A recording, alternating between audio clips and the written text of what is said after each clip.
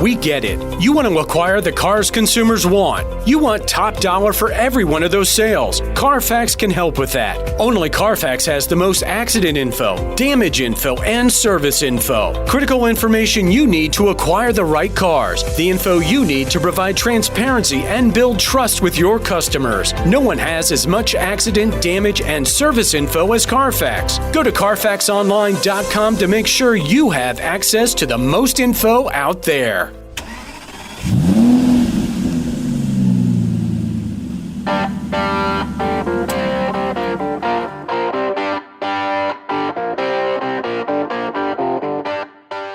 Welcome to the Used Car News Podcast. Used Car News is your top source for fast and reliable news that car dealers can rely on for this evolving industry. Here are this month's top stories. Car shoppers undeterred by auto strike.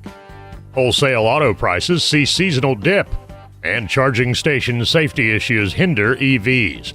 Plus, Dave Blake, the new executive director from the Independent Auction Group, to talk about the auction business. Hello, everyone. My name is Jeffrey Gallant. I'm managing editor of Used Car News, and this is the Used Car News Podcast. This month, we've got a great guest, someone that if you're in the auction business or you're involved in the auction industry, you'll know his name. This is Dave Blake. Now, Dave Blake started out in New Hampshire as a GM at Auto Auction New Hampshire. Then he moved on from there to DAA Seattle, which is just a short move, on the distance-wise, working for the McConkey Group. Now, the most recent news here last month is that Dave, who's been a long member of the co-chair of the Independent Auction Group, is now its new executive director with the retirement of Lynn Weaver. Anyways, long introduction. How are you doing, Dave? I'm great. Thanks for having me on. Yeah. Oh, thanks for being here. So for people who don't know you or are only kind of familiar with you, tell us how you got in the auto auction business, because you started out way over there in the Northeast. Yeah, I stumbled into it. I think that's a story we hear often.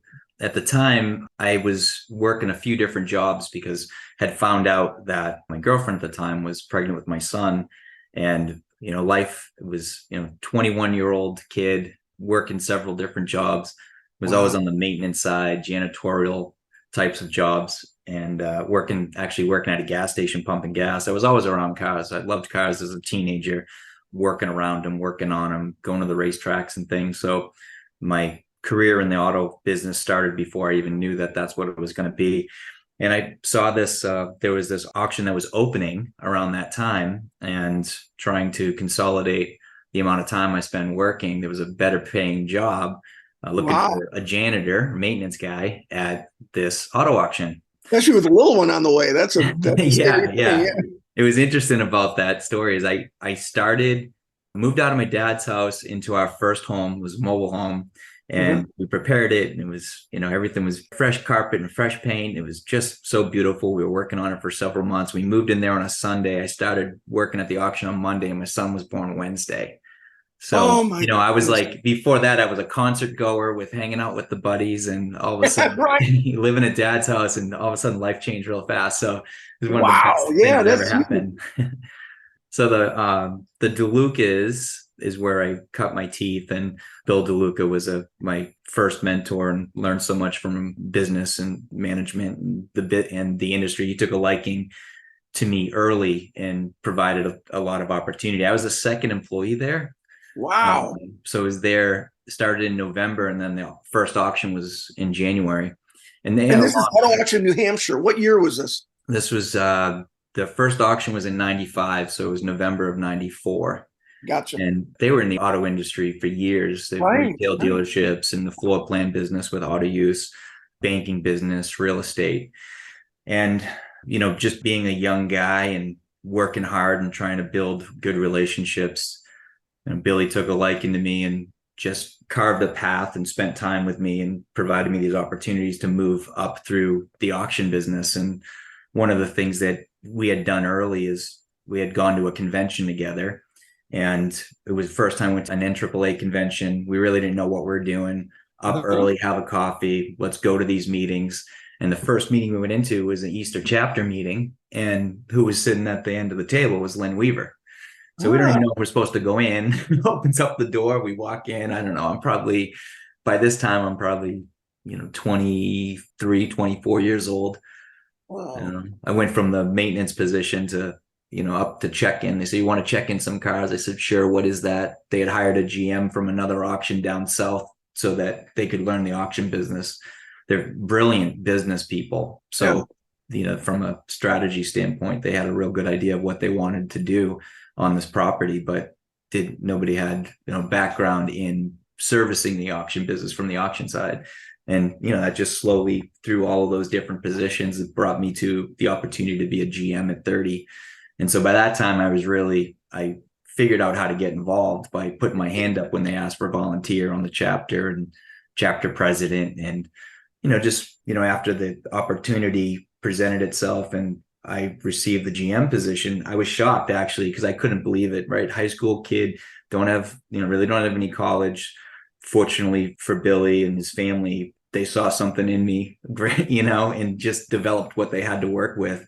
And I was just shocked that was where I was at 30 years old. And that relationship in the industry continued with just meeting people and staying active, and met Charlotte and Lynn. And during Charlotte's presidency within the NAAA, they had asked me to join the IAG board and sit in as a co-chair because she was serving as president at the time. And I guess I did an all right job for a few years. So then when she came back, they had asked me if I wanted to stay on. And that's where that kind of trio relationship started with the independent auction group. What a blessing that, like you say, no experience, young kid, and then to start with a family that's good at what they do, good in the industry, getting in the bottom floor of this auction. So you're learning as they learn, and you're learning everything. I assume at that point, you're not just being plugged into a position, you're learning the whole business. Yeah, it was everything from check-in to lot to detail, transportation, operations, arbitration, sales. I was fortunate, operations manager to assistant GM to GM. And there was a promise that there was going to be development there. So I'm super grateful that Billy did that for me and that family did that for me. For sure. And that's that typical relationship thing with independence. An independent auction like that no offense to corporates, there's huge benefits for being in a big chain, but in the independents, to be able to learn all those things, probably wouldn't have had the same opportunity somewhere else. Yeah, it speaks to the characteristics of the independents, right? And that love for people, the ability to navigate that, build people, give them opportunity. It's part of that independent community. It's one of the things I love about it, right? And once you're in, as long as you do more right things than you do wrong, then you could really have a tremendous amount of opportunity. As I was involved in these associations and serving on different committees within NAAA, I had the opportunity to meet quite a few people and identified who was influential. And I remember watching the McConkey Auction Group and kind of what their reputation was in the industry.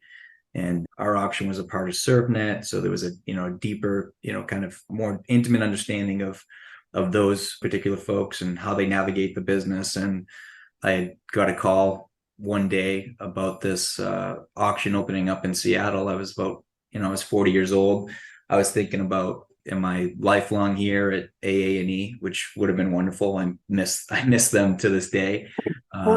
But for me as a human, as a man, as a person, I was anxious to kind of see what the world looked like outside of that. I didn't know how I performed inside that role at AA&E because I knew where all the light switches were, right, and the support that I received. If I had an independence of success, or if it was because of my environment and surroundings, and if that was even applicable with another company. And so when I got that call and found out that Conkey was opening up an auction in Seattle, which was where their family started their first auction, which today the old location is actually a Manheim location, but they weren't present in the Seattle market. They had the Spokane sale and a few others at the time. That was a tough swallow. I'm thinking, my gosh, I wouldn't want to be in the same market as the DeLucas because they do such a good job. They have such a great reputation in that area. 3,000 miles away is, my gosh, what a change. But my mind was open to an adventure. And, we came out and knew Bob pretty well and met the rest of the family. And the auction opened up in 2013. We started talking a month or so after it was open. And next thing you know, it's January 1st of 14. I'm on a plane with a couple suitcases and the house is getting sold and we're moving out to Seattle. How was that for your family? Because that's obviously a humongous move. It was an adjustment. My son was in college at the time, so he came out here for a little bit and then realized he really wanted to go back to New England and finish school there with his friends. Yeah. My daughter was freshman in high school. She adapted pretty quickly. My son lives out here now. Both the kids live out here now. Had friends move to the area. So it'll be 10 years in January. So yeah. I know where the supermarket is. I know some of the back roads now. All the different names of the towns that I couldn't put together when I first got here, can kind of figure that out and have a better understanding. So everybody's pretty settled in. I'd say my daughter's a mix of East Coast and West Coast, because there's definitely a difference culture-wise. Oh, I bet. And my son, he runs a locksmith business that we have an affiliation with out in this market that he's growing and hopefully growing into other markets. So good for him. That's great. And I love the idea of like you understanding, the challenge of as much as you did and learned with the DeLucas, understanding you were kind of leaving the nest if you were going to make this move. So what was it like when obviously there had to be a little trepidation about going, and now can you do this again, right? And how did that go? Fear and uncertainty. But I looked at it, I'm a sober guy, right? So you learn as a technique in life, whether it's alcohol or it's other things, it's like you just try to get up and do good and do the right things that one day at a time, right? And history shows you if you do that, then you'll be okay. So as simple as that sounds, that's what the process is coming in and learning the team and learning the area. I think the most difficult thing about moving to another sale is one of the real benefits I had long relationships as the lot kid that then was the general manager, and those dealers I was servicing on so many different levels. I was able to have conversations right away and understand the characters of those folks. And the dealer community approaches the business a little bit different compared to that market out there. And I think that's what took, from a business perspective, that's what took the most amount of time, because I'm a relationship guy. Whether it's, there's no label of customer, employee, or family or neighbor. It's like I'm a relationship person. So I thrive off of being able to establish those relationships. And I think that was probably the biggest challenge. So if you can, tell me a little bit about that challenge, the difference between the dealers, say in the Northeast and the Northwest, that you had to adjust to. I think that the approach from the auction on the wholesale side caters and is more generous to the dealer business practices in this wholesale market.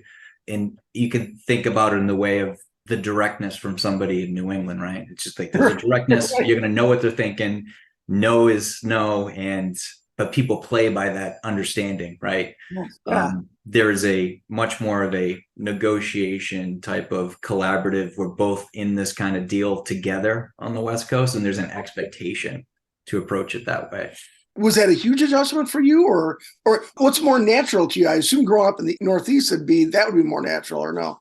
Yeah, I had to figure out, I've never when I was younger, I was more aggressive in my style, even, as a leader, or lack of leadership skill set, I guess.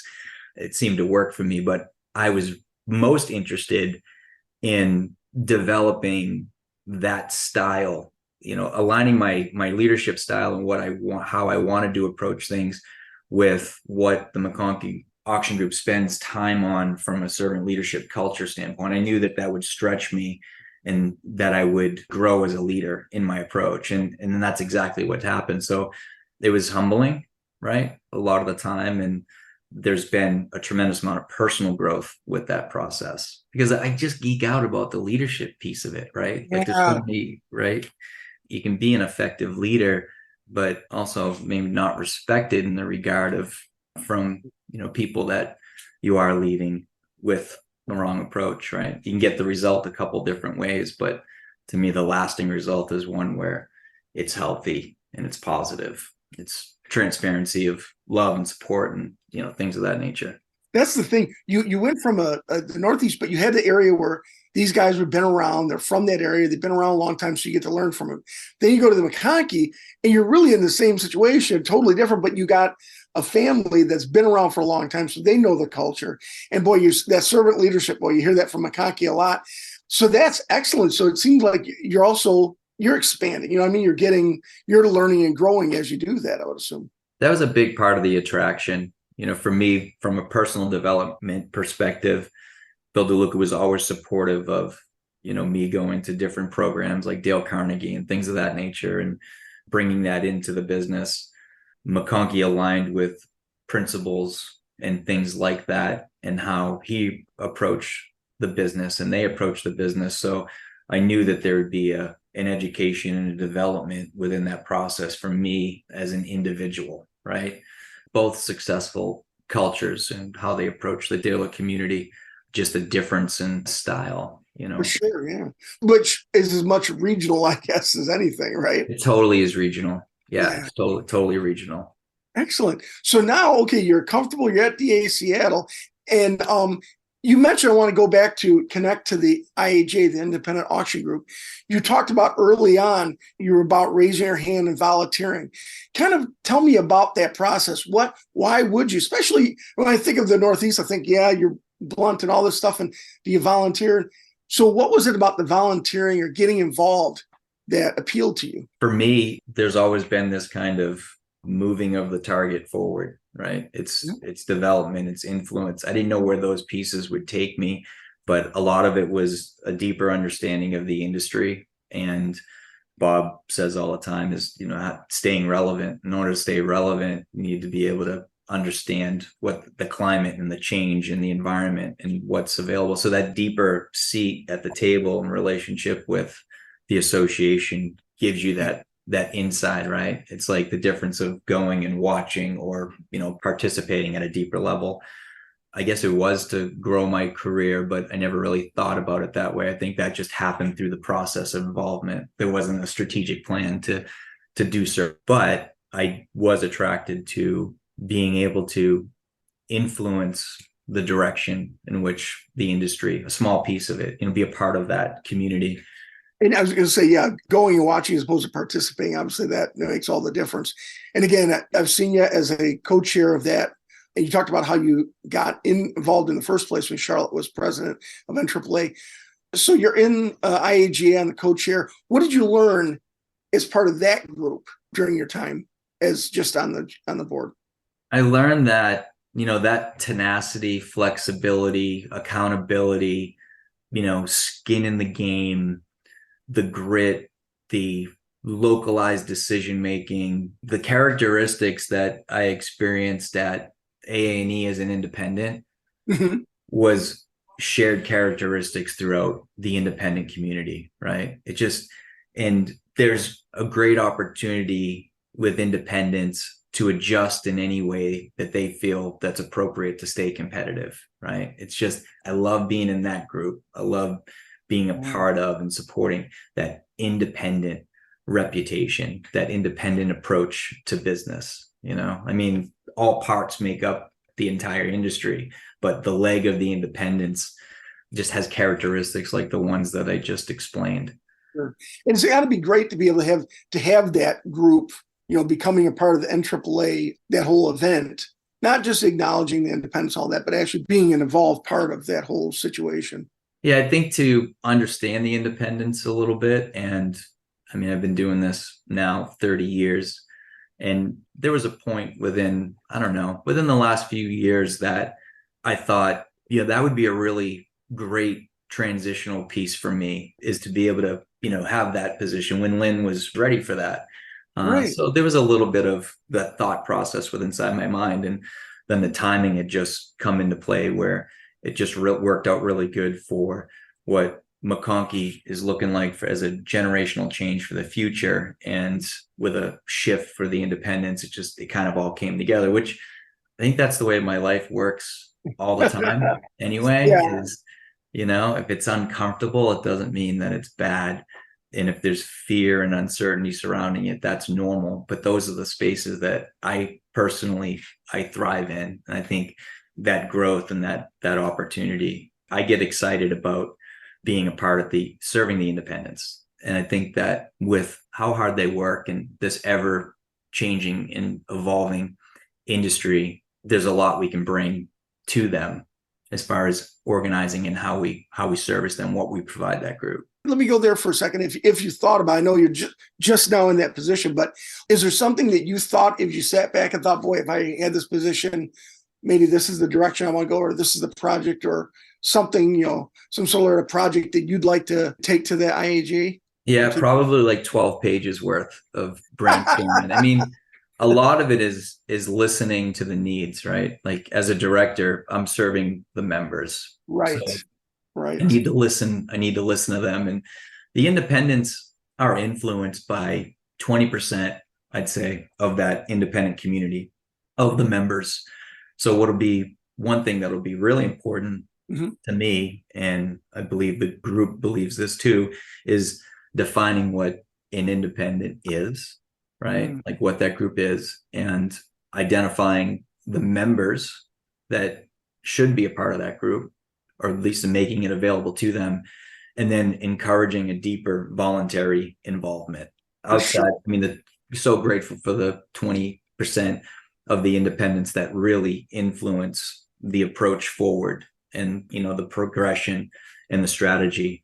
But it's like at the auction, right? You want to reach out to the other ones, the ones that are quiet, the ones that might be sitting out there in the wings, and identify the things that would benefit them and bring that strength and that unity into across the board, the whole group. And vice versa. I mean, what they can bring to the group, obviously. 100%. Now, it's interesting you say who belongs to independence, because I thought about that. I thought, over the years we've seen like these small groups, like you have ServNet, you have these kind of, they're independents, but are they really independents? Is that the type of thing you're talking about? It's been just generalized statement, right? I mean, we had Mannheim and Odessa, and now Americas is really a large element, right? And which was a lot of independence, right? So that's a separate leg within itself. Used to look at it like this kind of 3-leg, but it's almost like a 4-leg. Now, when we look at NAAA as being, the parent association. So I think that not only are we looking at how we do it and what we're going to do, that's something that is left now for us to identify, because this consolidation of auctions and the digital space and, right. It's part of the business now, right? Yes. Some of these companies we might have thought were disruptors or their competitors, but where do they fit within this entire mix? And if we look at the last 10 years, we've really seen the landscape has changed quite a bit. So there's a lot of opportunity there to think outside the way that we have in the past. One of the things that we did a few years ago, when we got to the point of deciding that we needed a director, everybody served in a voluntary role at that point, Lynn, Charlotte, myself. And we went through the process of a SWOT analysis and a focus group and really looked at what that next phase should look like. And the decision by the group was to hire a director. And Lynn ended up receiving that appointment, but it was through multiple different candidates and talking through the process to see what made the most amount of sense. So I was proud to be a part of that. It used to be called the Independent Auction Association. All right. Auto Auction Association. And, there was a business out there that carried the same name. So we shifted the name to represent all. So it wasn't just one single entity. So there was no brand confusion there. I was proud to be a part of that. When we get through this phase of identification in our character and what's important to us and how we want to move forward and how we're going to continue to provide support and services to the independents that help them stay relevant and grow with the industry and evolve with the industry, is something that will be really important for us to do. And like I spoke to it a little bit, is structure the group in a way that we have more formalized opportunities for volunteers. We have more formalized opportunities for these, vendors or affiliate companies and companies that support the independents, that are unique to the independents, that maybe don't necessarily service the whole industry. So boards, committees, seats, looking at all of that and identifying, is what we have the best way for us to continue going forward. And I think most minds and voices that I hear are pushing towards expanding that, right? Expanding, looking at terms, looking at what the responsibilities look like to serve. That's what I hope to be a part of, that driving that forward, and hopefully with increasing the level of attraction of the independent auction group members will increase the involvement and strengthen us, because this independents they're smart. And like I said earlier, they have tenacity, and they're in the game, and they're working at it, and they're ever changing with increasing expectations from the dealer community and commercial accounts. So there's a lot to learn from how people navigate that. There's a lot of similarities, but there's also a lot of just really smart people out there, business owners, that have a lot to provide in a group like that. So there's a unified expansion of this membership. That's excellent. And again, probably, Dave, 10 years ago, maybe you couldn't talk like this because you wouldn't have all this stuff going on. You know what I mean? Where you do have kind of expanding independence, different areas that probably do offer you a way to get more input or more members and more, a broader look at the industry, I think. I mean, you know what I'm saying? Yeah. And you look back 25 years ago, and when simulcast was really becoming a thing in the lanes, it was a service to really support the expectation from the commercial accounts. And that became a regular, actually preferred style of business for the dealer community to purchase in that environment, right? That escalation of this online approach. And then there's outside the gate, and there's all these other digital solutions that are in place now. So, I mean, the landscape has completely changed. And so with that, there's other companies now that support the independent auctions that didn't exist, right? They weren't a part of that landscape. I think about like a group like the Auction Academy, where now you're getting people, younger people or people in the industry, to kind of think about these things. And that whole idea of the Auction Academy, I think it gets you thinking of involvement, meeting with people and getting involved in the wider industry from wherever that member of that class is in their little auction. They're going to see the wider industry, and hopefully some of those people will be some of the people that, get involved in the IAG. Yeah. And that'll be partnerships like that will be so important for us to stay within pace. Penny does an amazing job with Auction Academy, Piers, and that group. They're masters at bringing people together, and that program has really evolved and developed into something that it just continues to provide more opportunity for people to understand the business. There's just a tremendous amount of value in what they're doing.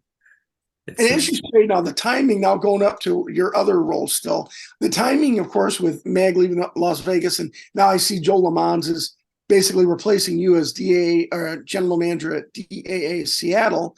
Yeah. That was good timing and for you and all this. Now your new role is vice president at McConkey Auction Group. What is going to be your role for that? Well, I mean, first, I'm fortunate to work with an organization that's able to create something and adjust and accommodate. Yeah. Like for where my position is. There's value in the involvement from an industry perspective, but there's other projects, right? Ancillary type businesses that really would like to get off the ground and get going.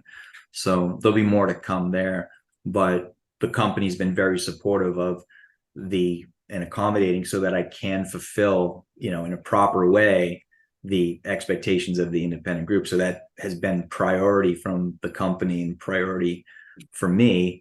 So it's just amazing that we've carved that opportunity out. The simple answer for me right now is through this transition with Joe Lamons into the GM role. I mean, he's an operator, comes with experience. His whole entire career, he's been in the auction business early on, commercial account side, covered a lot of areas. So there's an independence and just an effective leadership style that he has that there's really not a need for my involvement there, but through this transitional stage of just ways that I'm helping the organization. And that's what I love about this is we've done this in a healthy way to make sure that the people that work within this organization, our customer base, that that we're strategically making this shifts and changes. Excellent.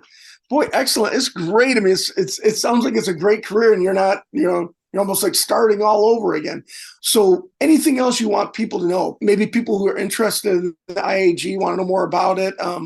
Anything else you'd like to add? Well, first of all, I mean, I'm super approachable and might contact me, text me, call me. I'm excited about things to come, but sometimes we think about something. When I talk with people first time going to conference, for example, I met a gentleman when we were just out at NAAA, and there's an ask of like, how do we get involved, or how does this whole thing work? It's just a matter of lifting up your hand and saying, hey, is there something for me to do? And I would encourage people to get involved in that piece, to take some of their time. I mean, in a director role, my responsibilities are to focus on that and make sure that the people that are volunteering their time can focus on the thing that they do on the daily, and that's run these companies and run their businesses, right? Mm-hmm. So there is a sacrifice of time. That's what it's volunteering. But I would encourage people to go to meetings when you go to convention, ask questions, build relationships, get to know people. For the most part, what I've seen in the industry is everybody's available for a conversation. It's a lot less complicated than it may seem. And if you're a member, right, or you're involved in this industry, it's a place that you want to be a part of to understand what this looks like going forward. Yeah. I mean, I think about my path, and it's like, walk in a room and identify whether or not you can be there, right? Pick up the phone when you meet somebody in the industry or something that you heard them say and it was encouraging or you related to, and reach out to that individual. Is such a relationship business. Yes. And I think for the independents, there's a need to stay flexible and pliable, the same things that brought these businesses to the point that they're at. And there's a lot of brilliant business owners out there in the independent community. I think there has to be an openness to adjust and change and incorporate other elements of this business in order to compete with what these other groups are actually doing and what they're offering the dealer community. Stay flexible and be open to understanding what you need to do in order to be relevant. That's great. And so actually we're kind of ending where you started, about raising your hand. And folks, if you listen to Dave's story, he's a guy who raised his hand to get involved, and now look where he's at. Now he's leading independents and hoping that next Dave Blake will raise his hand or raise her hand and come in and be a part of this. So Dave, I really appreciate it. Over the years, as you know, we've spoken many times. You are approachable because I've ambushed you at conferences often, and you're always got time for me, and I appreciate it. So I'm happy for you. I'm happy for the industry. And most of all, I'm happy for our listeners to get a chance to know you better and to know about the Independent Auction Group. Awesome. Yeah, I appreciate the time, both. You, Colleen, Jeff. Yeah, you're excellent. Easy enough to talk to. In the ongoing United Auto Workers strike against Detroit automakers, most car shoppers don't expect it to affect their car buying decisions, according to a survey by Car Gurus and AutoList. 40% of respondents see no impact, with 32% uncertain. However, Toyota and the used car market might see increased demand. The strike, ongoing since September 14th of this year, has limited production, but a push by automakers to increase popular vehicle availability softens the blow. Concerns focus on used car pricing and availability as the strike continues, leading some to consider buying used or delaying purchases. Toyota has become the top choice for car buyers since the strike began.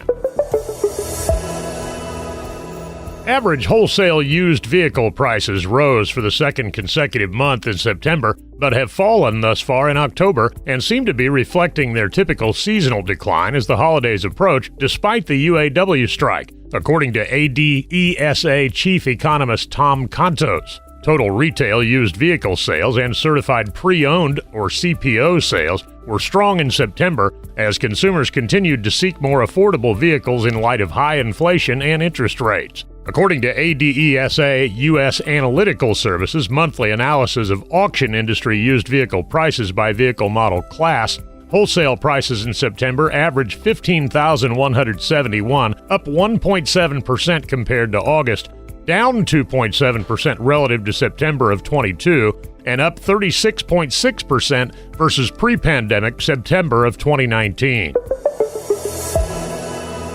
Geotab, a connected vehicle technology firm, released new research which indicates that charging station safety is a consideration among women and could be hindering electric vehicle adoption in Canada and the United States. The research, which surveyed more than 1,000 men and women in Canada and the U.S. respectively, indicates safety concerns such as well-lit, less remote charging stations may be a key consideration in EV adoption in both Canada and the U.S. Of the survey respondents, 46% of Canadian women and 33% of U.S. women are considering an EV as their next vehicle, while actual EV ownership statistics reveal a stark disparity.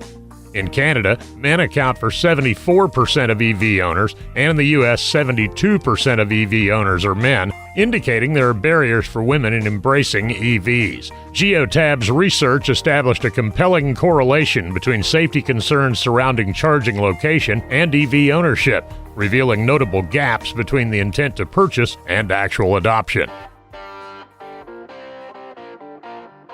Thanks for listening to the Used Car News Podcast. Each month, we'll bring you fast and reliable news that car dealers can rely on for this evolving industry.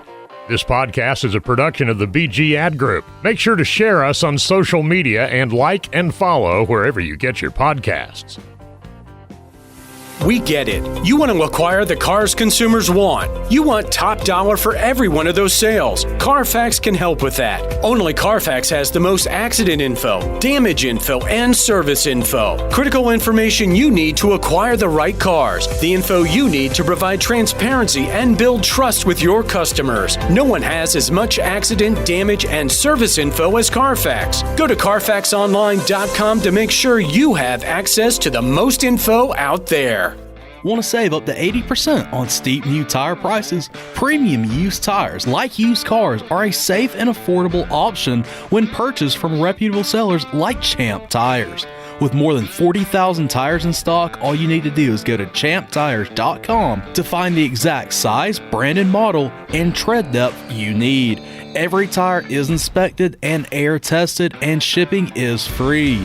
This savings tip works when you need to replace 1, 2, or even all 4 tires. Shop at champtires.com today.